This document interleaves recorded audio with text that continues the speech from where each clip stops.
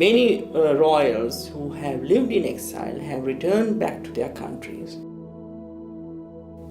I was born in Sri Lanka. I grew up there, and then later stage there was a conflict started.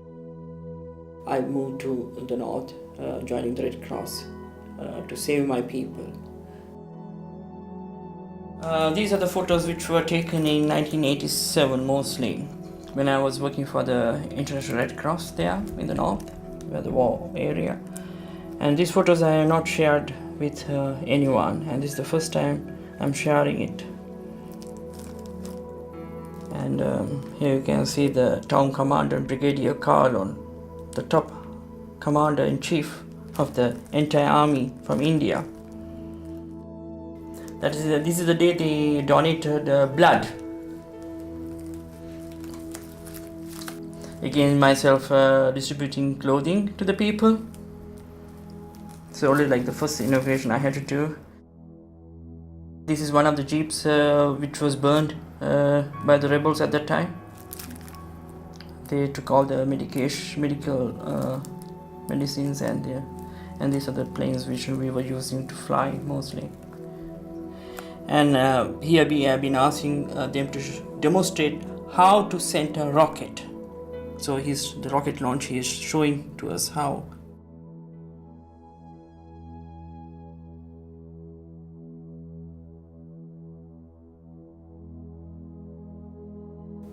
Mostly the problem started after independence. Before I was born, that is the 58 was the first problem started in the country. That I heard through my parents, they explained to me. But then I was very young also, so I didn't know much about it. But 77 is the situation which I faced. I was very young, and everything was new, and I was really panicked, and it was a tense situation. 77 when the riots started in the country. It was in the beginning. It was a little bit like a nightmare to come to a conclusion and to accept it. Like, why are these people fighting? Because we all are in one country, and then only things changed. I thought after 2009 things will change and it will be better, and really people had a lot of hopes. But now the way it is going, I feel it will go back again to the 30 years of war. History can repeat. This I'm saying it, and I'm saying it now. It will repeat if it goes on like this.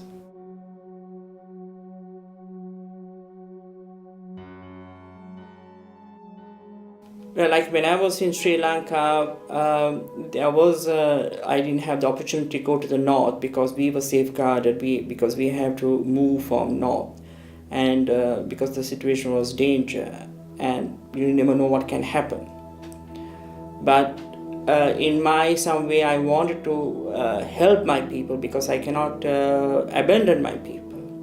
So in that young age I joined the Red Cross, and I have spoken to the senior members of the Red Cross, and I said I want to go to the north, and even they didn't want me to go. But I took the chance, and I thought this is the only way I can save my people. I didn't know what was. I heard a big, huge noise, and suddenly only I know the Indian soldiers, they came and just carried me away. And I was wondering, like, where are you taking me? What happened? Then they said no, and then they just took me and put me into a vehicle, and they brought me to the hotel. And I was a little bit panicked and shocked, and I was wondering what is going on. Then only after I knew that a hand grenade was thrown at me. But I was on the 3rd floor, and it fell on the 1st floor. I couldn't believe to myself, because why do they have to do such a thing for me? Because I'm here to help the people.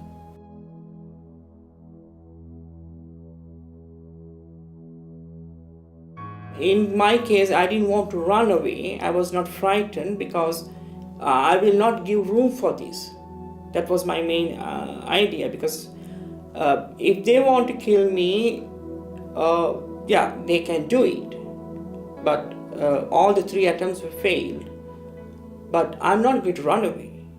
Even like now, even if I say sometimes to my advisors, they may say at that time there is a bomb has gone, we are cancelling the program. I will say not to cancel the program. The program has to go on and I will go. I'm not frightened. I'm not scared for that. You cannot give room for that. Of course, I know I'm taking a risk. But for how long? I left my country in 91. From 91, I am not being back. I didn't want to go into exile. I didn't want to move. And I thought with all these death threats and everything, I will continue my life because I'm not going to leave my country and my people. By forcefully, I was sent away by the country because the army came and they said that I had to leave the country.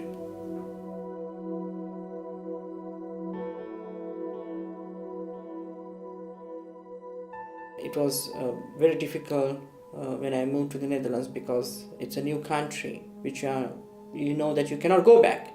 When you go on to other countries' holiday, you know you are getting back to your country, but here you know you cannot go back. And then when you see something, or like when you hear the music or someone like playing, or when you meet another Sri Lankan and you miss your motherland and you want to go back, and it was not possible. We were taught to save the people. Though you rule or not, though the country becomes a democratic, you have been taught how to save your people and not to abandon your people.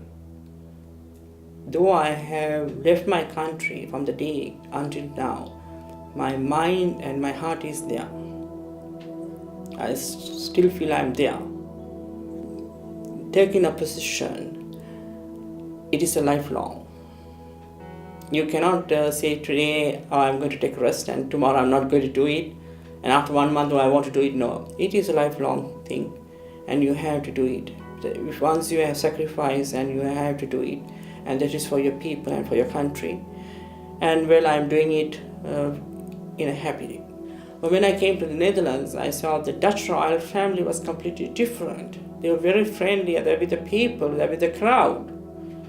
And it took some time for me to analyze things and to change myself.